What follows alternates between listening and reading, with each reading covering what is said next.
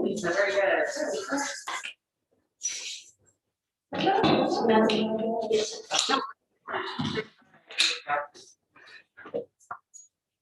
And Renee, okay. Yes, yes, thank you. It's 7. Somebody else? Yay, it's Amber. Okay, we have a quorum officially. That's now at 3 o'clock. We didn't know what time it was, haven't very well today.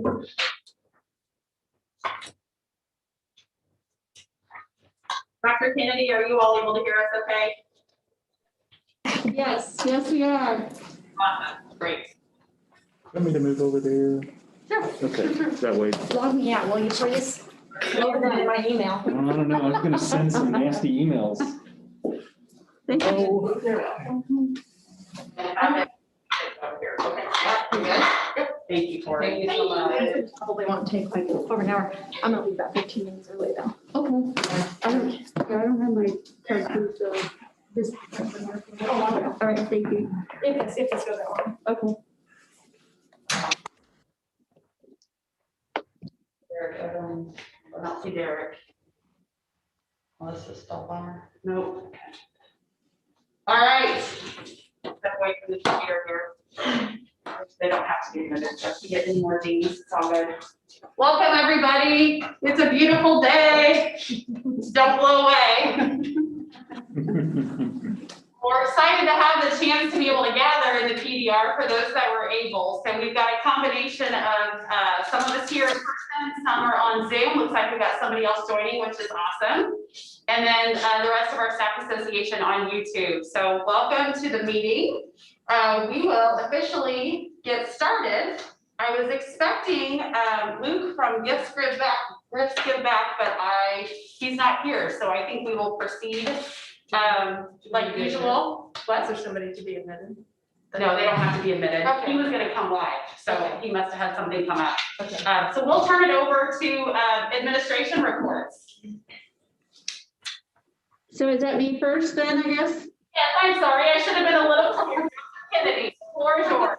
That's okay. Thank you. I have to ask, Andrea, how did the basketball game go? They won. It was Oh, congratulations. That's awesome. Awesome. Well, good. amazing. Continue their quest. Yes. So, and actually I want to thank you. I think this is the first time in about 3 months I've actually been on campus when you've had your meetings. Usually I've been traveling by car to and from Jeff City. So it's nice to be able to see you and not just be holding my phone up to my ear as we're whizzing down the highway. So that's all very good. I just want to start by saying thank you for the opportunity to address the staff. And also thank you to the Staff Association, Executive Board or Committee.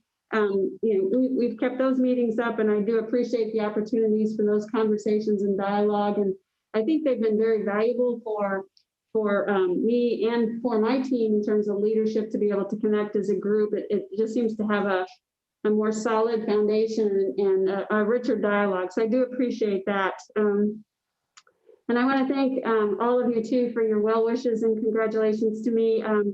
As I've mentioned many times, I'm very honored to be in this position to lead Missouri Western, first as an interim and now that's out of my title.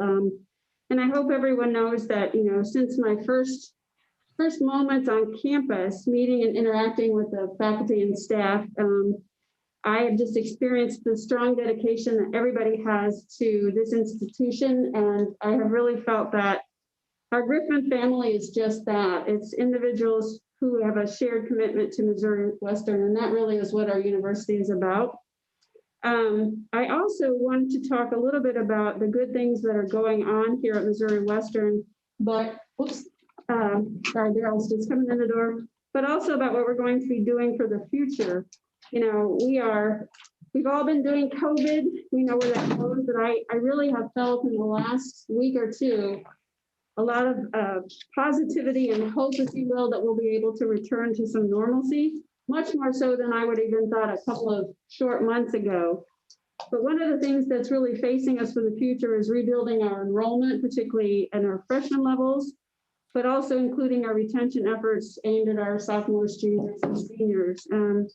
As you all probably know, student credit hour is our primary source of revenue, and At this point in time, we simply don't have enough other enterprises through which we can get significant sources of revenue gain. So we're looking at our plans to address improving our enrollments.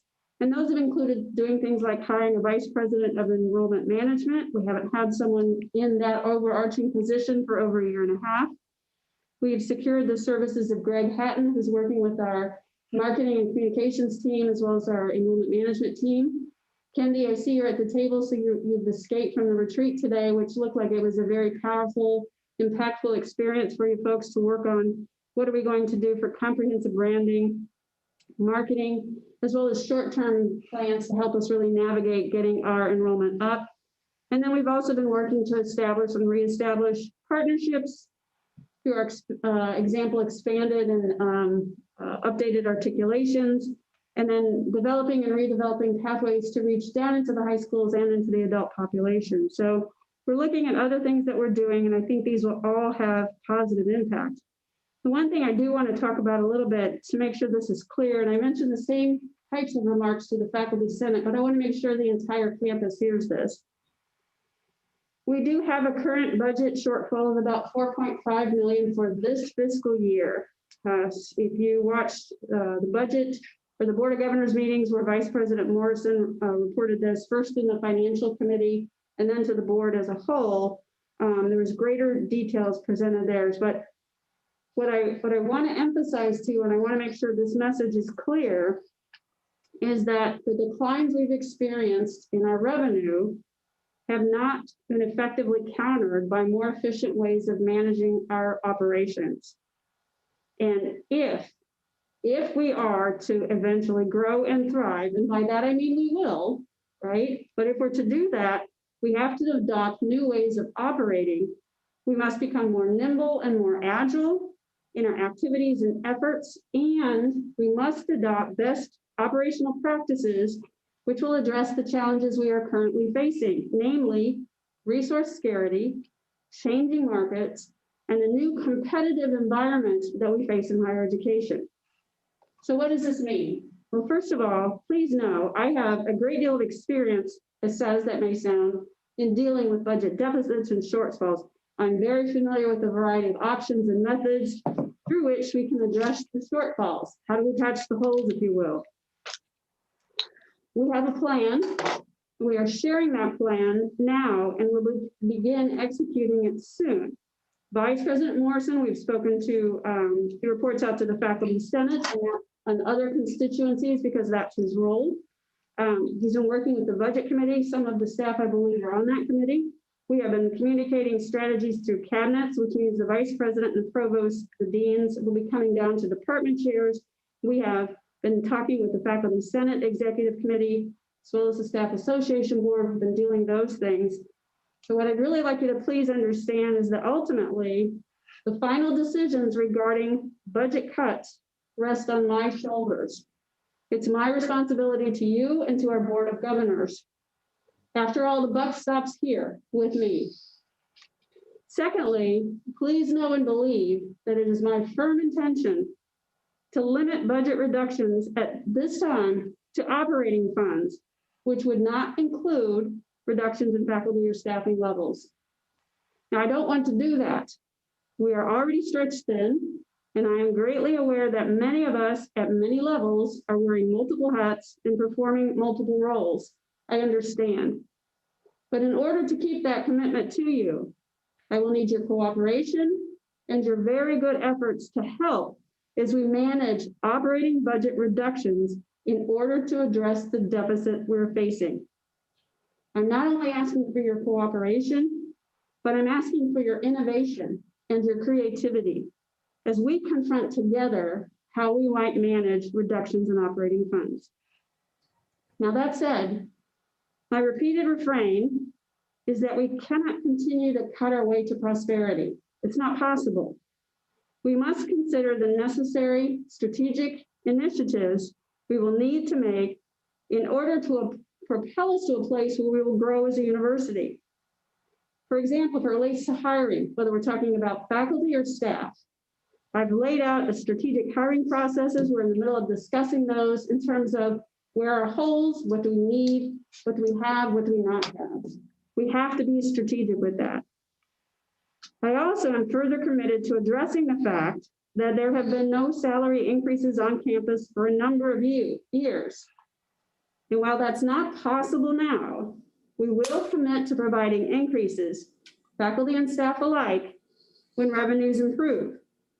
In the meantime, there are planning efforts underway to determine how those raises might be distributed when the funding comes available. And while I do not have a concrete timeline, right, I assure you that raises will be driven by enrollment increases. Enrollment drives our revenue, okay? And we do have our work cut out for us. The last thing I want to mention is that there's been a lot of talk about shared governance on campus, and I want everyone to believe that shared governance is a goal of mine that we must all work continuously toward, okay? I would point out that work is not always executed perfectly. We are, after all, human, we make mistakes, but it is work that I am deeply committed to engaging with you. Because as I stated earlier, the future is the direction that we must align our efforts towards. I've given you a lot to think about, and I've put a lot on the table, so I'm happy to take some questions if you have some for me. Thank you. Thank you, Dr. Kennedy, and congratulations on your first staff association meeting as the official president. I should have led with that. I've just, That's okay. but better late than never. Are there questions for Dr. Kennedy? Was there a COVID question that somebody wanted to pose? Yes. A constituent wanted to know about the possibility, if there's a possibility of the vaccine being administered on campus to the employees on campus. Yeah, I say, I'm not sure at this point. I most likely not going to be likely, but one thing I've learned in a COVID environment is you never say this is for surely going to happen. I will say, you know, we still have our COVID response team that meets weekly. I'm engaged with weekly conversations from the Missouri Department of Higher Education doing COVID weekly communication with our community in terms of Mosaic, the health department, the school district, the county commissioners, the mayor's office, and just talking about the status of vaccinations and where we are. We are starting a campaign to encourage, well, you've probably seen this, the emails coming out. Please, you know, here's where you can sign up if you're interested in getting the vaccine. We have our students and our faculty helping out with the Mosaic vaccination site. So for those of you who are thinking of getting vaccinated, I would encourage you to go to the Missouri Navigator site and sign up because you get your place in line. And we're next in line. We're that next tier. We have been putting some pressure as much as was possible at the State House, trying to get where we are elevated up a little bit sooner in the line, but I don't really anticipate that's happening. And frankly, with the amount of vaccines that they're starting to develop and then push into the state, I'm not sure that that's going to be a problem. On the COVID call Monday, a comment was made that the expectations for our region is that nearly anybody who wanted a vaccine in our area would have it by June, and that we would start to see some quote unquote normalcy returning. We're also working on a campaign with our students. We have a lot of students helping our COVID coordinator to do some messaging and encouragement of our current students to get signed up.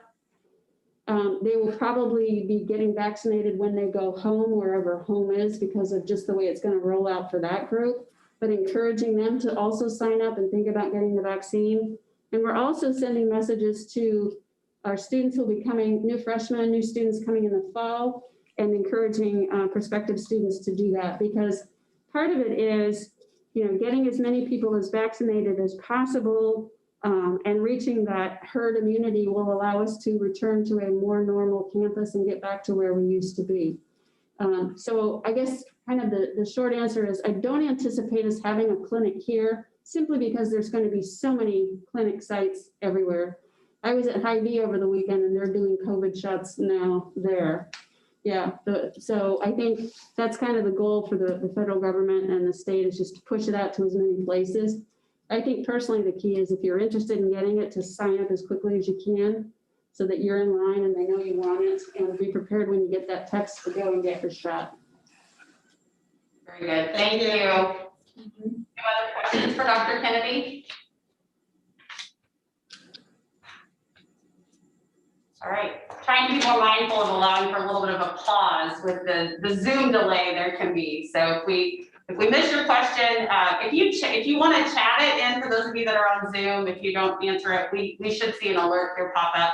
Or those of you that are on YouTube, again, you can message us, Senator, and we'll certainly ask questions later if it's after the meeting. Dr. Davenport, we'll turn it over to you. All right, thank you. I appreciate opportunity to connect with staff, even though we should all be outside. I will just say it is nice enough. We should be out there, but we're here, and so it's good to have good company. Let me just update you on a few things that we have been engaging in. Some of this will sound will be things you're familiar with, but for instance, I get questions about, well, what about the master academic plan? And I'm pleased to say that this is rounding into shape. There's been a lot of feedback and input. I'll just tell you that it provides for a renewed focus on our applied learning mission that I think is absolutely crucial for us, so that we are continuing to be distinctive out there in the competitive marketplace of higher ed. It aligns with our mission, and I think it's very important. Likewise, in terms of things related to accountability, you know that we are in the midst of creating guidelines for academic program review, and that is proceeding on schedule, and we expect to have those guidelines ready. Again, my appreciation to the faculty who've been involved in that process. Thirdly, the honors program, which there was a charge from last year that we revisit the honors program and how we do it. How can we make it less costly, or is it something that we should continue? That was really the question. We believe that it brings value for our students, and we're seeking ways to make it a lower cost and more aligned with our mission. And I think we're making excellent progress there. We expect that we will have that completed this academic year, so that for next year we have a redesigned program that will definitely be less costly in a number of ways and yet bring greater engagement to our students. I would say, related to this as well, fall planning. And as you know, our goal has been to dramatically increase the proportion of our courses that are taught in a face-to-face or primarily face-to-face environment. 85% of our fall courses will fit that criteria. That's extremely important for us as we seek to get students to be successful. Related to that, though, is the experience outside the classroom. And I've challenged all of my folks that we need to find ways in which we can reinstitute or reactivate some of our key activities that we are normally doing that we have missed out on. And I think there's going to be a number of those that come forward. Likewise, the use of Gold Fridays. This year it's been hampered, though we've had some success. I have pointed people to the work that the biology department has done with Gold Fridays portal, and I am looking forward to seeing more of that. And so we are committed to creating a comprehensive calendar with lots of Gold Fridays activities that clearly demonstrate that we are committed to student success during those days when they are not in the classroom. And I think those are all things that will help us as we seek to engage students, to increase the likelihood that we increase and improve our enrollment. And I think they contribute to student success and therefore retention. Those are some of the things that I think you need to keep on your radar screen. I know that Vice President Morrison has a lot to say, so I will be quiet at this point. Happy to answer any questions you might have. Thank you, Dr. Davenport. Does anybody have any questions for him? Okay, Daryl, it's all yours. Good afternoon, everyone. Thank you for allowing me some time. to visit with you this afternoon. Andrea, I have a question for you. Did you win? Yes. Okay. It was a really late night and I got a crack in my windshield, but I texted the girls, it was all worth it. So, Great. Great. Sorry, apologize for being a couple minutes late. I was coming from a budget meeting with the College of Liberal Arts that I had on my calendar. Let me give you a quick overview on a couple of things. I shared this with the ad hoc budget committee on the campus last week. I've shared it with cabinet. I'm starting to roll out the information, kind of what the plan is for the fiscal year that we currently are in. The good thing is we're only 4 months from ending it. Okay, it's like calendar year 20. We're waiting on it to end. So as you may recall, we had my presentation at the board meeting indicated that we are in a $4.5 million deficit for this fiscal year. All is not lost. Okay, so I want to walk through the plan kind of hurriedly, if I could, with you on what we're going to do. Number one, we're going to take some money from the foundation, one-time monies, almost in the amount of $2 million to get us through, okay?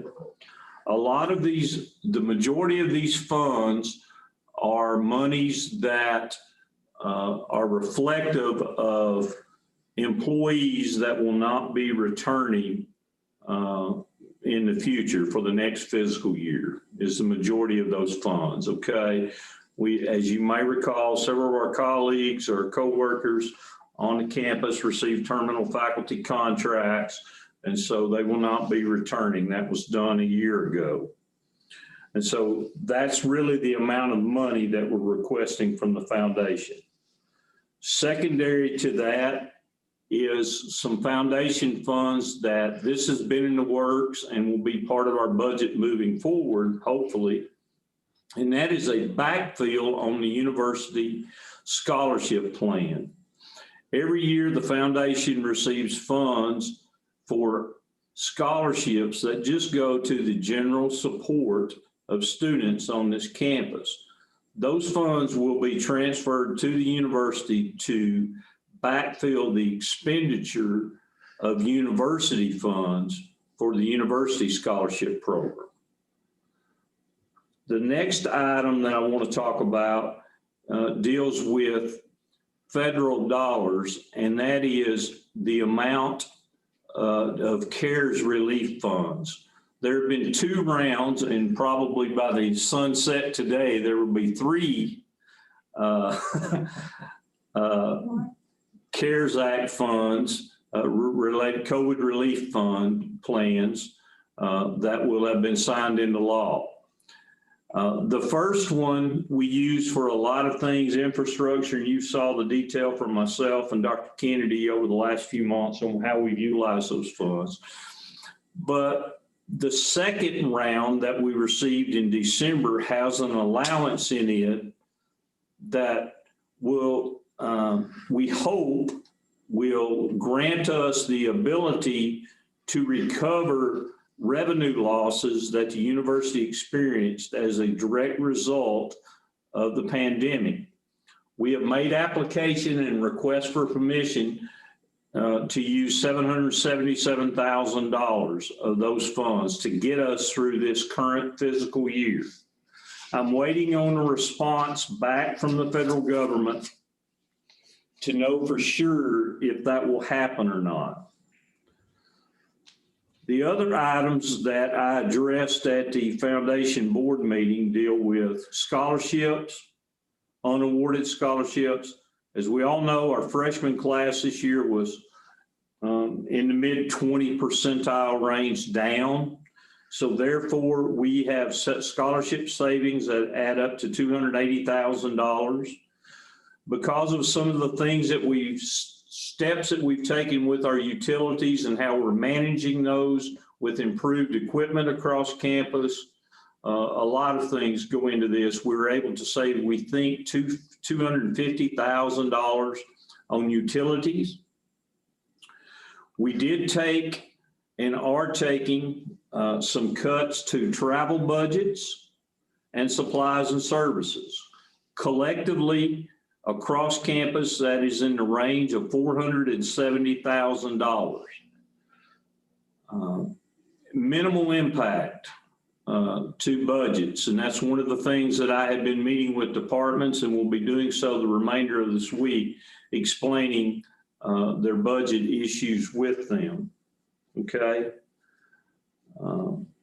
So the other thing that we have done is look at unfilled personnel. We have personnel lines, particularly on the faculty side, that we know we are not going to fill between now and July the 1st.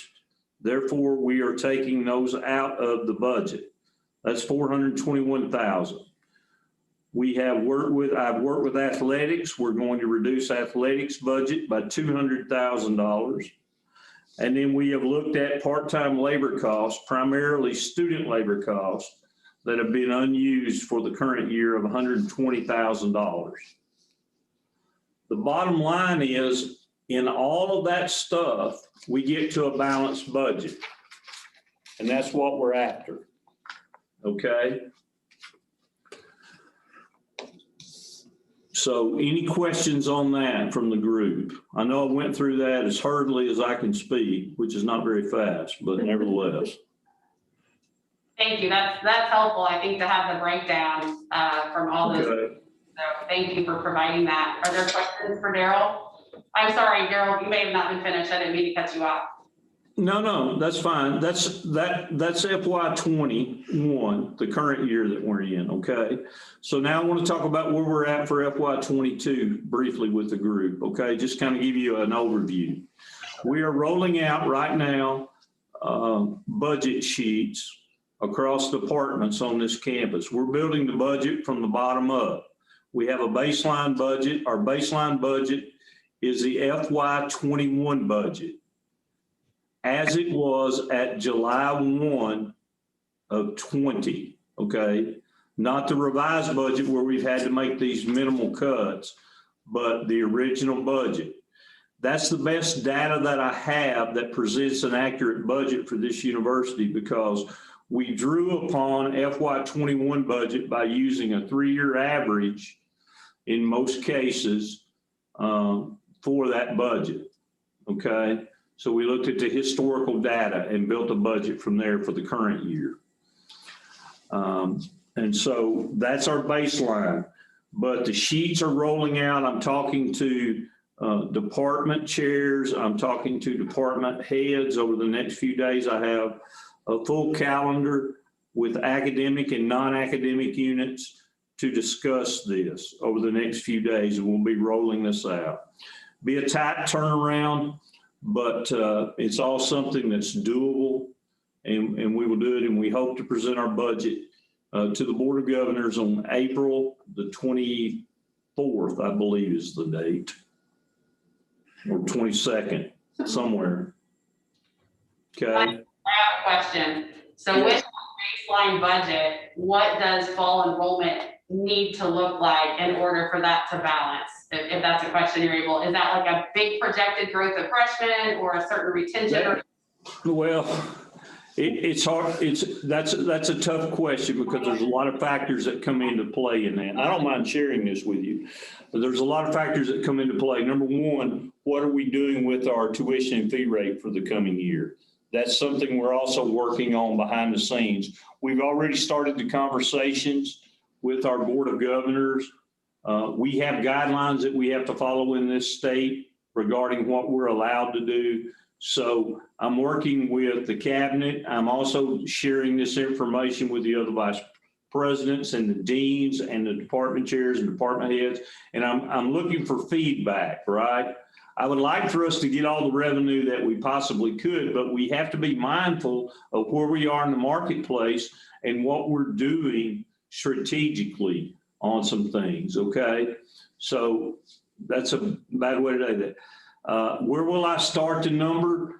Dr. Mace, if she's on the line, and she may not be, but she will have an integral part in what we're doing as we're looking at. She's collecting a lot of data, looking at that. We'll also look at historical data and things like that. One of the issues and one of the challenges we have is that we could increase our tuition and fee percentages tremendously and still have less revenue than we do now, because of that 27.8% downturn we had in our freshman class, because those will be with us for a period of time. So we need a lot of transfer students. We need to fill in those voids. We need a lot of new students as well. So it's kind of complicated, Andrea. I'm sorry, but that's the best answer I have today. Okay.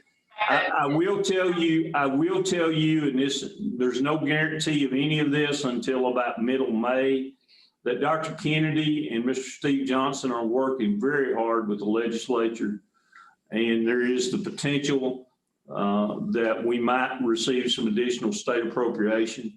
We know at this time that the forecast is to restore our state appropriation to the level they were. So that's above what we're getting this current year already. So that's favorable news there.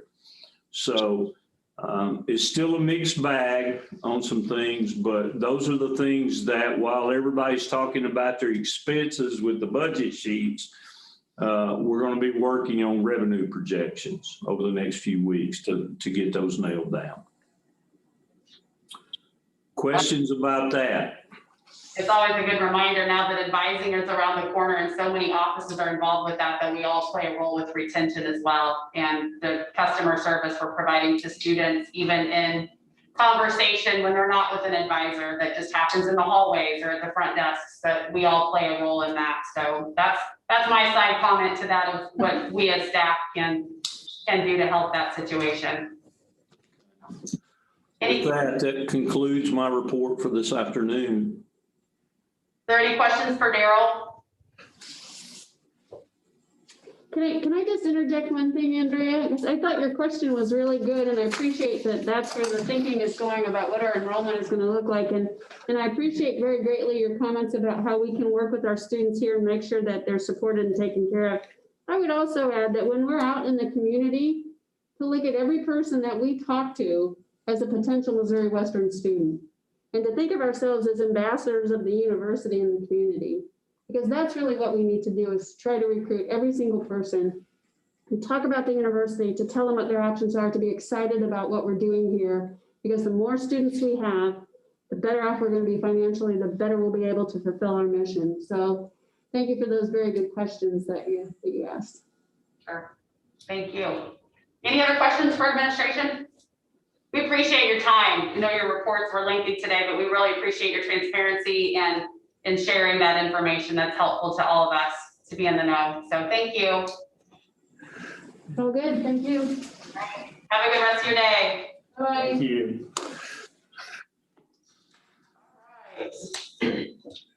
We will move on to the February meeting minute approval. We did have a correction to the minimum wage. It was incorrectly listed at 10:37 when it should have been 10:30. So Paulette has already made that edit to her version.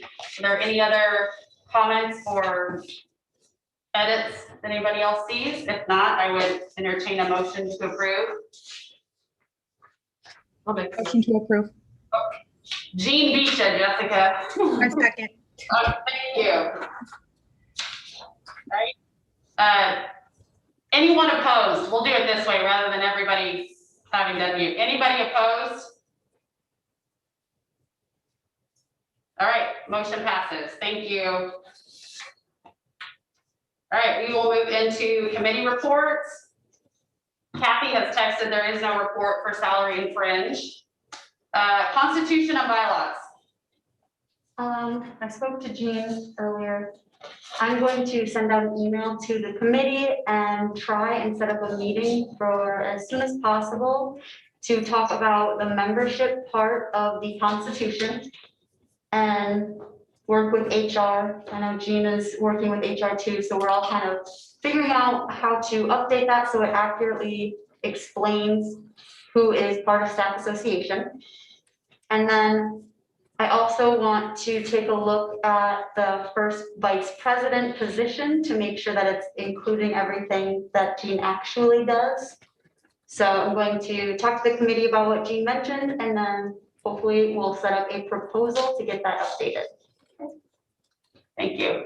So what's kind of happened with some discussion is with that disbandment of the C3 committee, we all don't have the classifications that we used to anymore. And the bylaws state, I believe, Amber, I was reading right before I came, that certain classifications fall under staff association, but those are no longer in place. So the question becomes, who is actually part of staff association and how high up the chain does it go? Am I saying that correctly? I think so, yeah. Yeah. And right now, the C3 classifications are still listed in the employee policies. So that's why we didn't end up changing it before. I know Right. Colette had shown me where it was, where it like says, these are the classifications. But then we keep hearing that they're not there. So we're a little confused. Yeah, so there's no official change in the policy. Yeah, or that policy is just still there, but we're not using, I'm not sure. So we're hoping to get some input from HR. I believe it's been removed from the policy on our end. I just looked at it today. On the policy guide? On the employment policies on the HR website, if you pull it up, it's still there. Yeah. Okay, because I thought I'll have to see if it's not been updated on the website correctly then, because I thought she took that and had that amended to be removed. So I'll double check. Thank you. Thanks. Well, thank you, committee. Thank you, Renee and HR on that. So yeah, hopefully that'll be fixed, but the committee doesn't know yet, but we're gonna have a meeting soon. All right, welcoming. We have 7 new staff to welcome this time. And we're getting very short on items to add to the little packet that they get. So I think the committee's gonna try to meet here this coming month and talk about low-cost ways of Absolutely. adding something to that. And Mike put it out there that if any area has something they'd like to donate, we've had lots of donations over the years of things to put in the packets. And so if anybody has anything, we'll take anything. Well, I have a question. So historically, has it been like a supply line item in the staff association budget, or has it all been free? There has been apparently a line because we purchased mugs from what used to be Campus Printing. Okay. And we purchased the candy bars from Craig's School Business. Those are the only 2 items I'm aware of that we purchased. I think most everything else was just a donation from here or there Sure. over the years, so. Well, those are, I think everyone would be in agreement, great way to use our budget that has not been touched. So I get what you can, that's free, obviously, but I think that's a very justified expense Yeah. to put those together. So thank you. Election.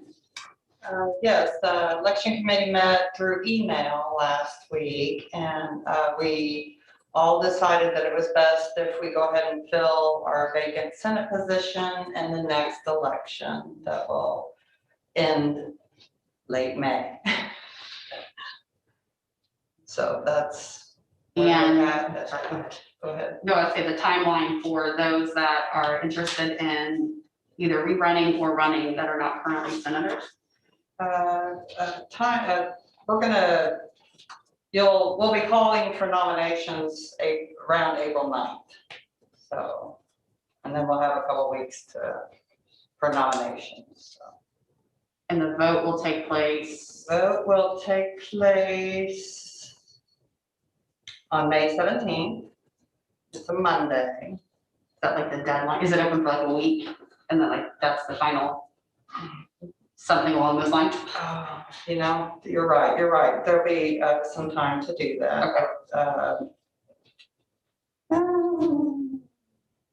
It's okay. I just, So there'll be a couple of weeks for people and a reminder sent out and just like in the past. sure.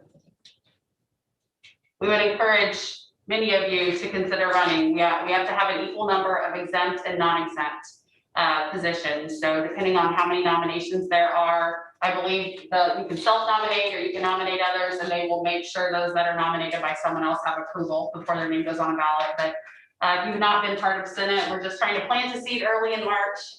We certainly welcome any of you to run for an open position. Is that good on your report? Yes. Is Evan on here for professional development? I don't think so. I'm not sure that there is a committee report on that, unless there's anybody on the call on Zoom that's part of that committee that wants to speak on their behalf. All right, we'll put no report. Special events. I don't know that Melissa is on here either. Is there anybody from special events on the call? Me. Oh, Kenny, the floor is yours. We are still going forward with our monthly luncheon events. We have one tentatively scheduled on the 19th of March. I am not sure. I'm going to talk to Melissa to know if we have something actually scheduled. She's going to be gone, so she could not do it. So we were hoping someone would come forward. I have not heard if we've gotten anyone. Steve and I are planning one in August, which will be in the atrium in Spratt Hall, Crown Heights area. There'll be a plant and seed exchange. And we plan, at this point, tentatively, we're gonna have someone from the Missouri Gardeners Association, I think is what it's called, come and speak. Awesome. So, And that was when? April April, okay. 16th. Awesome. Yeah.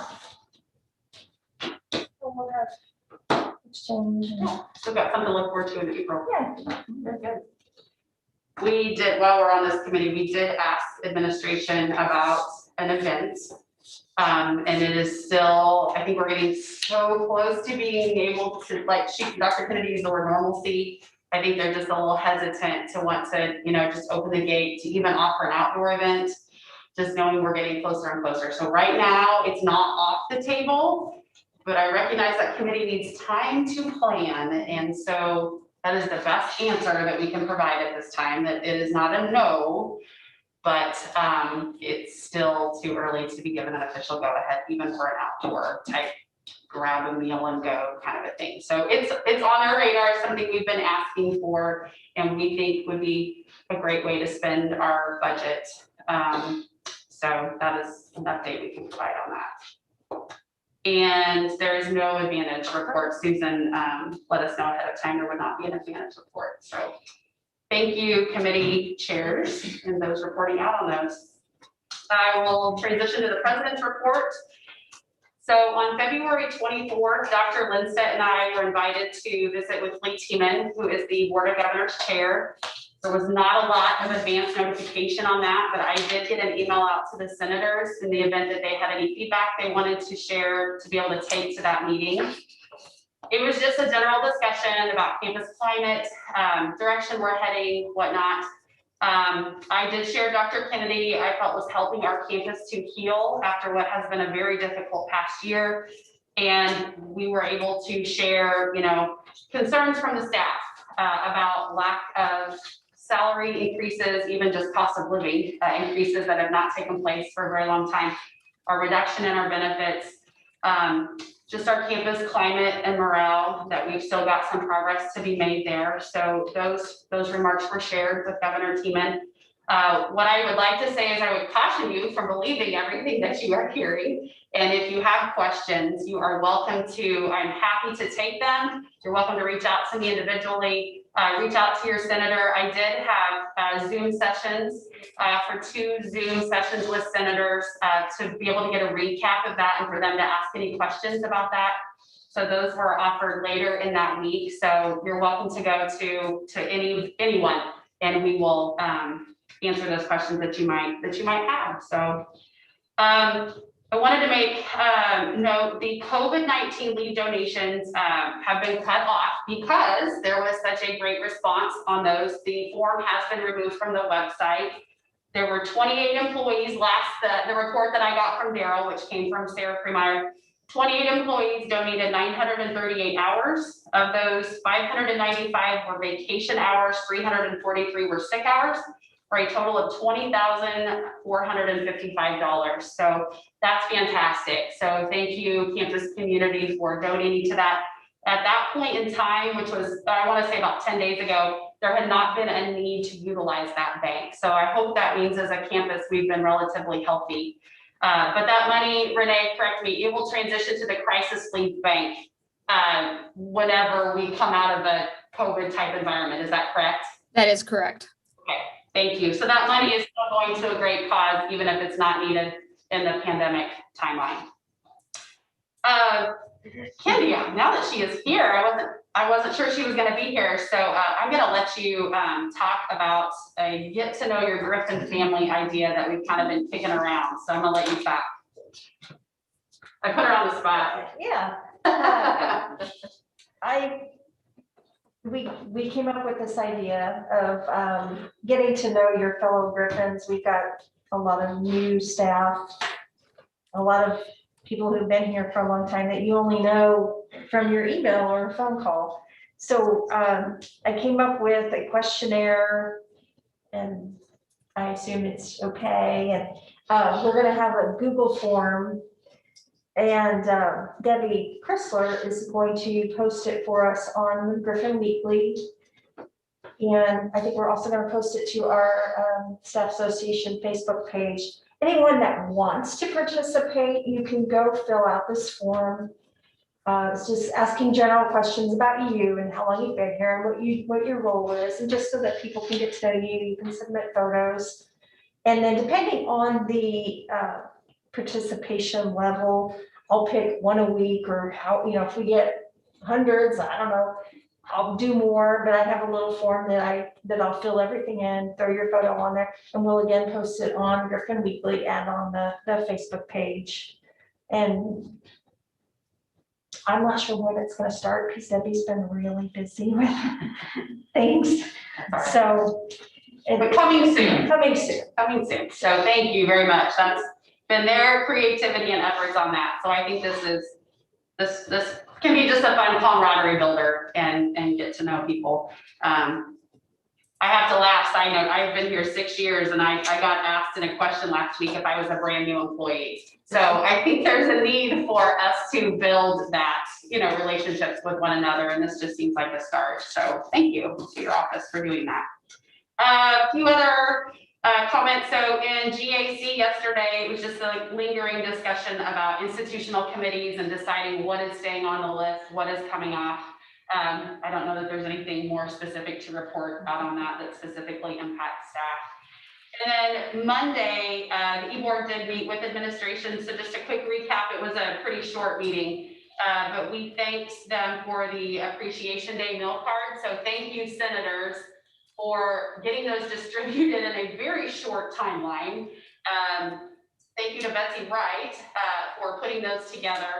What was the Thursday morning before they were delivered later that afternoon or on Friday. So just a small token from Dr. Kennedy's office. It was Employee Appreciation Day last Friday. And so we're just thankful for anything these days. So thank you to all of you for your efforts. Several of you shared it was nice to be able to hand deliver a piece of good news and see a smiling face behind a mask, and just to be able to generate some good discussion. So thanks to all of you. We also thanked administration for closing campus back in mid-February when it was so terribly cold. We thought it was appropriate to thank them for considering the safety of all, including those of us that work here. There was a request made about if we could use any budget money to be allocated towards like those that were willing to offer a Griffin lunch hour activity. And it was kind of gray, I think, maybe with the response on that. I think it might depend. So if it had some sort of educational focus to it, we could probably request to spend a very small amount of money. If it's a prize or something like that, the answer would be no. So if you are offering one of those and you're requesting some need for money to purchase supplies, let one of us on the e-board know, and we will ask. We'll have to carry that up. It was not a blanket yes or no. I think it's kind of at discretion. Would you guys agree with that recap on that? Okay. I mean, specifically one quote that Dr. Kennedy stated was, our financial situation is still grim. So that's kind of like the underlying message that we need to be really aware of the funds and not be frivolous. Yeah. We did receive a permission or blessing, whatever you want to call it, to be able to have senators only face-to-face. I'll talk later, give a brief rundown of a survey that I had sent to the senators to try to gauge how everybody was feeling. Well, I'll just do it now real fast, just to kind of explain why we decided the option to come face-to-face. So the Zoom link is obviously still available for senators. But the face-to-face option, we're in the PDR and it seats 20, even in the COVID capacity. And there are 15 of us that are senators. So it is a big enough room. If everybody showed up, we would be safe. But whether e-board is here and everybody else is on Zoom, it's up to each individual senator right now, how you choose to attend the meeting. Okay, is there questions about that from senators? You can do either or. With the feedback, the first question, would you attend staff association meetings in person if it was allowed and social distancing protocols were followed? 10 said yes, 3 said no. Do you feel that if we move back to a face-to-face environment for meetings, senators would feel more comfortable discussing current issues? Same results, yes for 10, no for 3. Then the question was about the YouTube link. So a little bit of backstory. So at the beginning of the academic year, Dr. Kennedy did not want a Zoom link for all association members because the previous meetings had been more town hall type formats with Matt Wilson. And that was not her intent to move forward with that. And so the solution was the YouTube link was not meant to cut anyone off or to prohibit anyone from asking questions. It was more of a how do we manage this kind of thing. In hindsight, there are things I wish I would have thought of at that time. But like everything else, we roll with it and deal with it as best we can. So there's been a lot of discussion about the fact that with that YouTube link, knowing these meetings are out there forever, does it hinder the conversation that is happening within the Senate meetings? And there's been some pretty strong feedback that yes, it does. We don't necessarily feel comfortable to discuss everything we want. I think primarily because of our financial climate, and we're all still trying to move forward from what the past year has been. I think we all feel a little bit of where it could be on the chopping block, even though they're not looking at personnel cuts. I think there's still just deeply ingrained feelings about that, and that's completely understandable. So the question has become within the staff association, moving forward, how do we do this? So the question was about the YouTube link. Do you feel that we should only offer a Zoom option to all other staff association members? So going back to Zoom, knowing we're done with the town hall format, and not offer the YouTube link. Yes said 6 and no said 7. So that is still, we can discuss this more of an open discussion, but I'll include that in my report here. And the other piece I had on here was talking about a spring event being TBD. I will turn it over to Jean for First Vice President's report. All right, so there's really no new updates. Last month I mentioned that I had received clarification from Physical Plant on a postage charge of 50 cents that appeared on our budget, and was told that that was not ours. It's still showing on our budget. I realize it's only 50 cents, but I'm still trying to get that rectified. So there's an update on that. In the share drive that I believe all senators have access to, the updated constituent list is on there. It's updated and it shows February 10th as the date. And I have added or started at the new hires. But there's a couple of questions on it, a couple of them just because of, we don't know what their status actually is or the classification is. Right. And they, each senator has their own tab that has the employee names, their email addresses, their location, and their exempt or non-exempt status on there. So whenever you send out any communications to your senators, just go ahead and use that updated list because that should be current. And that's really all that I have. All right, thank you, Jean. We'll move into open discussion, and I think I'm just thrilled to have people in the room. It's so much easier to talk when there's people here. So absolutely understand everybody, use Zoom if that's what better accommodates or, for a health perspective. But just know both options are available to senators only right now. We hope we can get back to an environment where we can move to a bigger space, or there won't be such a thing as social distancing or masks anymore. Wouldn't that be awesome? To where anybody can attend these meetings. But I'd just be curious for some discussion around the YouTube link, what people feel about that, whether we want to continue it for this year, but going forward, it will obviously be a new e-board next academic year. But just thoughts that people have, or that you feel comfortable sharing, or just hearing the survey feedback, or any other discussion. Let's just take some time and converse a little bit. And don't everybody speak at once. Do you know if it's possible for us to use the webinar feature on Zoom so that it wouldn't turn into a town hall? But it would still have everybody on Zoom instead of on YouTube? So is it a link that's available for, I think the concern is the YouTube link can be distributed to anyone. So does the webinar, it's just still, you're saying a Zoom function that way people can interact if they want to? With a webinar, it's. I've never used it, so pardon my ignorance on that.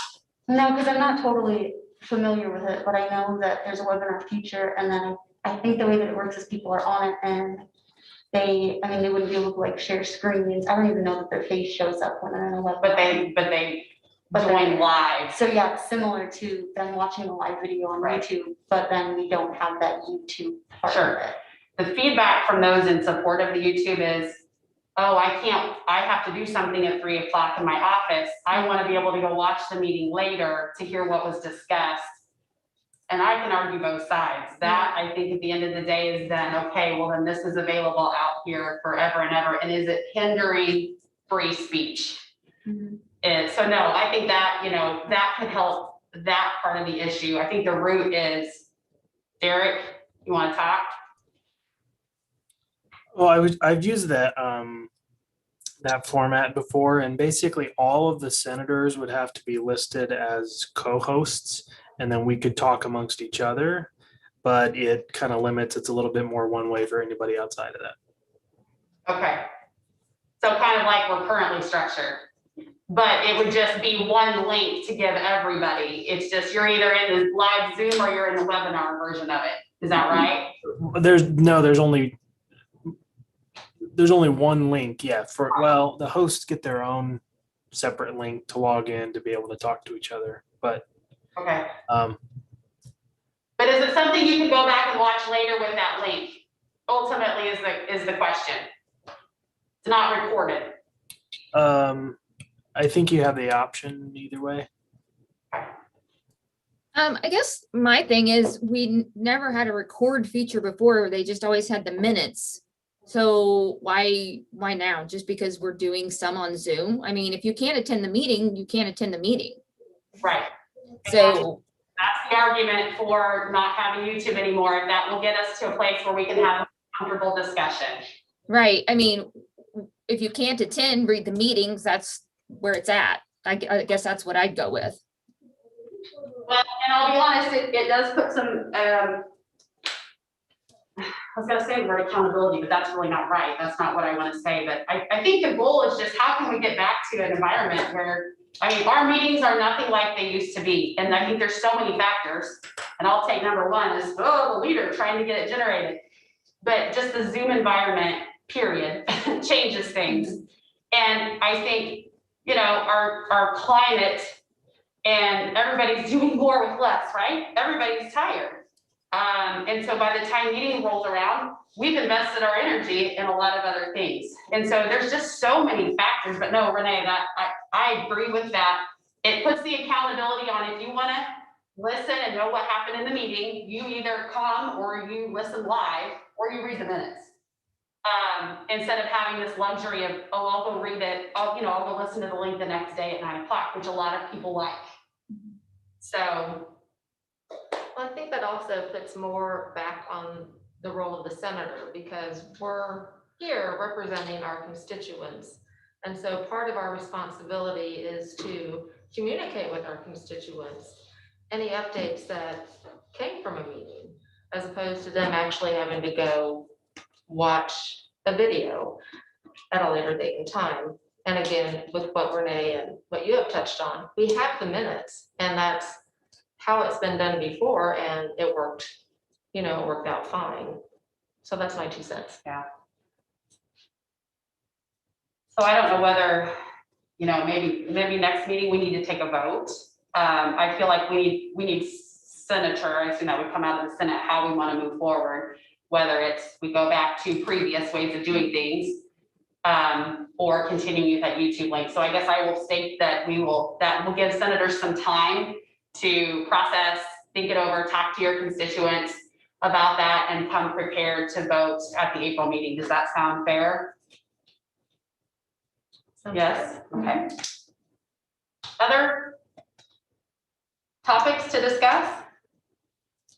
I had something that was brought up by a constituent, and this, we can talk about it, and then it might be something that we need to address in our meeting with Dr. Kennedy and the upper admin. But communication here on campus has always been lacking, and there are times that we're not finding out when employees are no longer here, or whenever there's new people that have taken over a role. And so there's just this huge disconnect.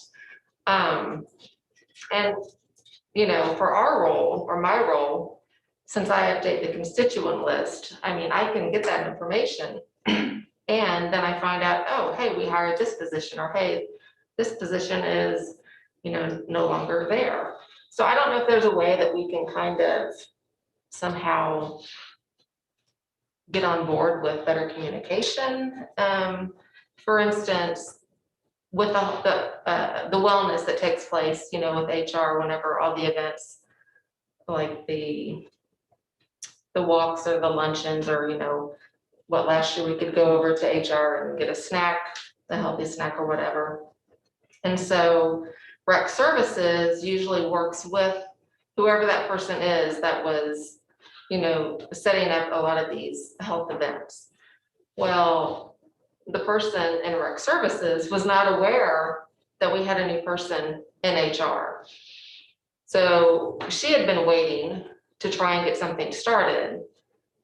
And of course, now that she's aware that there is somebody in that position, I believe that they've reached out. But so that's kind of, holding some areas back as far as how we can accomplish things. So I just wanted to bring that up. I don't know if anybody else has had any issues to where they're like, oh, well, I didn't know they weren't here. It would have been nice to know, because I reach out to them, this time of the year to do this or that. So I think there's been a lot of that, especially in the last year and a half, because there's been so many changes. I know that there used to be welcoming emails that went out, and then they were on, like, I don't know if it was on the Griffin News or whatever, that said, hey, welcomes, these are new employees. But I don't know that anything's ever gone out when people were leaving, other than if they were having retirement parties, and due to COVID, we really haven't done that. So I don't know what the solution is to people leaving. Right. Because knowing that a position is no longer there, or that a person that you may have been in contact with for, many different things within your role responsibilities, I think, it would be helpful. But again, I don't know how that would be best conveyed, or if. Right. It was just a very touchy subject for the last year or so about how to relay that information. Definitely. I did find it helpful in the Griffin Weekly, each week when it would post the new hires, it puts the accountability on employees to read the Griffin Weekly. You hear the whole, oh, I haven't read that. Well, that is at least one common place that I think it was really helpful. I'm just speaking as myself right now, to see that, but you kind of had to connect the dots of, well, wait, this is that position, and then you kind of go, oh, where'd that person go? Or, but. Right. And I don't know if that came from the committee or if that came from HR. I'm not sure where that came from to get in the Griffin News. I can tell you that last gosh, when we started advising for fall advisement, the advisors in our office were reaching out to all sorts of different departments, and some of the faculty were not very happy that they were getting emails like we should have known this. And I get it, obviously, that there's feelings involved or whatever, but there was a lot of like, are you kidding me? Why are you emailing me? I'm not going to be here, or such and such isn't here. And so, you know, the advisors and student success were kind of secretly talking to each other like, okay, do you have any idea if this faculty member is there? You know, just trying to collectively figure out what was what, because we had no idea and we didn't want to unintentionally hurt anybody's feelings or make them angry. But then it's kind of, once you've sent a couple emails and been bitten at, you're kind of like, I'm done. I don't want to do that again, right? I don't want to go back. Absolutely. So. Kind of the same for us over here too, with looking for advisors for our student organizations. We don't know, we know we're losing a lot of them, but we don't know who to reach out to look for replacements. We don't know. And it is such a touchy subject. Like I don't know. It would be very helpful, I know, for us as well to be able to know so that we can get students the help they need for their organizations. And we got a really good document from Doug Davenport probably a year ago, almost now, of who was leaving immediately last summer, who was on terminal contract, who might be retiring in the next year. So Oh, that didn't go to everybody. I assumed it did, but maybe just academics. I did, well, but you would have gotten it then. So I don't know. Yeah. But I would glad to share that with whoever would like to have it. Yeah. Is it still relevant? As far as I know, there might be some tweaking a little bit. I'll look at it to see if I can tell if there's Okay. been anything. Okay. And maybe a blessing that it's okay to share it. I mean, I think anything just to help us. Yeah. It's almost like we need a campus-wide like Excel document. You know, I know there's the work chart, but it's like we almost need by division and titles, which I'm sure, you know, you can go on the faculty. I use the faculty and staff directory off the A to Z index daily. But you have to know who you're looking for, you know, you have to, or how to spell their name, or, But that's not updated like super quick. right. Because I've contacted people from the directory and they were like, well, I was fired. I was like, oh, I'm so sorry. Yeah, I know, and then you want to be So- sensitive, I know. Because I try and look at each department's website, and I know there's a few departments on campus who have not updated their website since COVID started. Yeah. So it's hard to know who's still here and who's not. And of course, what I have is just faculty, strictly Sure. faculty. Yeah. But I'll be glad to look at that tomorrow and make sure it's okay to share it. How about if I just share it with you? Yeah, And then you absolutely. can do what you Okay. want to do. I thought it went out to everyone as well. Lisa, I thought it went out to everyone. You've seen it too, right? Renee? Yes, I thought it went out to everyone last year. I do too. It was Maybe like, I'm it just was not like recalling. academic restructure is how it was labeled. Oh. And it had people's names on it? Mhm. Oh, I'm not, maybe I It just had can't the remember. names of people who were still here. I don't think it listed who was let go. Yeah, it told who were going to be on terminal contract this year and who were let go immediately, well, Oh, I not didn't immediately, know but as of the immediately. end of the last fiscal year.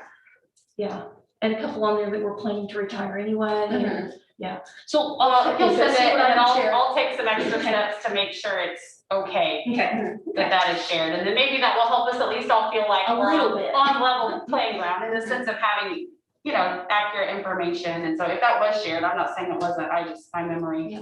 Right. And remember, that's Failing me. only faculty. It doesn't. Yes. Right. Yeah. Right, But staff changes so often Right. that.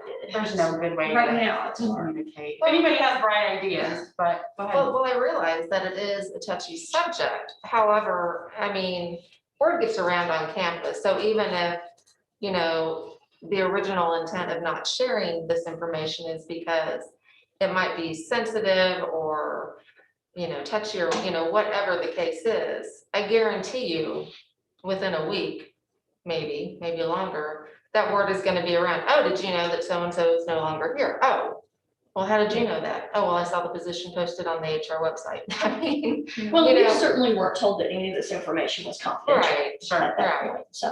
Well, and I think it's fair to say, all of this, it contributes to job satisfaction and morale and communication, you know, it's all kind of, it all funnels under that. So if we can take steps to remedy that in, you know, some tiny small way. Maybe, you know, in that moment we'll go, hey, we're getting better and we're gonna build on that and let's get better at this. But we've got to have these conversations, and I think we have to, you know, kind of poke and prod in the areas where we feel like we can and share information. But I still feel like we're coming out of a climate where we're trying to feel safe again. So thank you guys for that discussion. That was great. Other topics?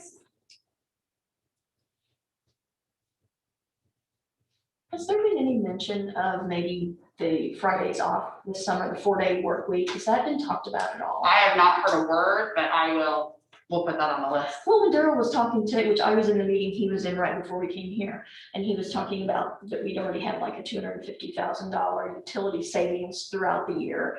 That would save a few dollars, not a lot, I guess, but plus I think so many staff like it, just a perk that The morale would, we deserve. yeah. Yeah.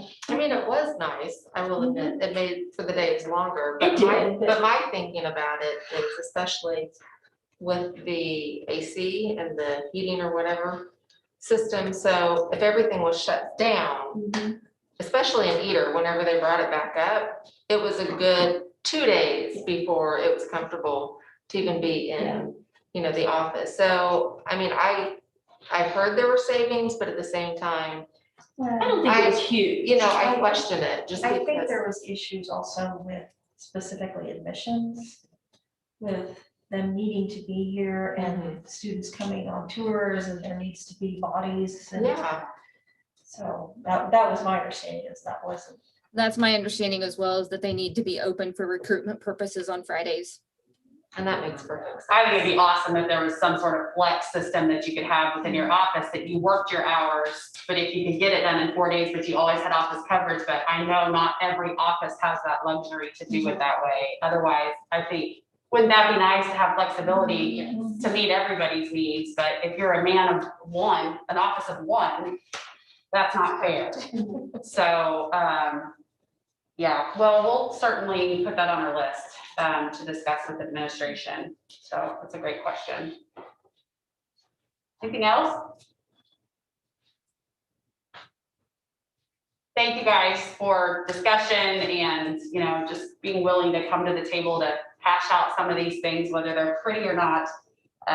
Appreciate it and hope we can move forward. And in April, please come prepared, ready to cast a vote for how we will move forward with that. If in the meantime, senators, if you have feedback you want to share within our email group, just reply all to an email that I've sent, and we can, it doesn't have to be, you wait till the next meeting.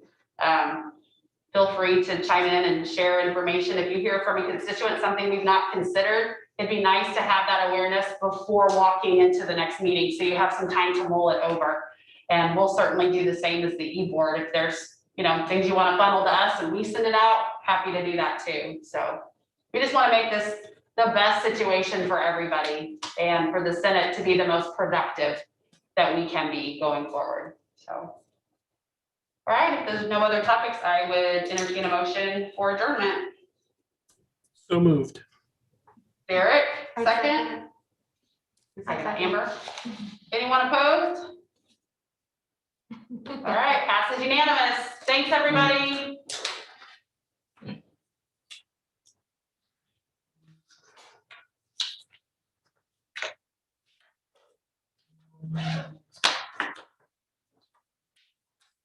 I just got an update that faculty list was not shared with everybody.